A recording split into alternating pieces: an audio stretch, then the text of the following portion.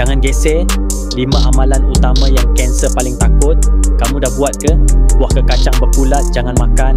Kacang badam atau ke kacang yang berkulat mengandungi aflatoksin 1 mg, boleh sebabkan kanser. Jimat sikit nyawa taruh, terus buang. Jauhkan asap berbahaya, asap rokok, asap persekitaran dan asap masakan, semua meningkatkan risiko kanser paru-paru.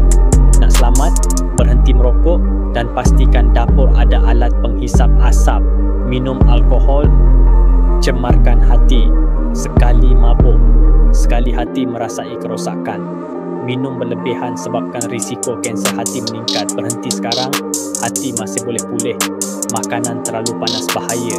Jika suhu makanan lebih daripada 65 darjah Celsius, ia boleh rosakkan esophagus. Tunggulah 3 minit. Pastikan suhu selamat sebelum makan. Jangan malas buat pemeriksaan.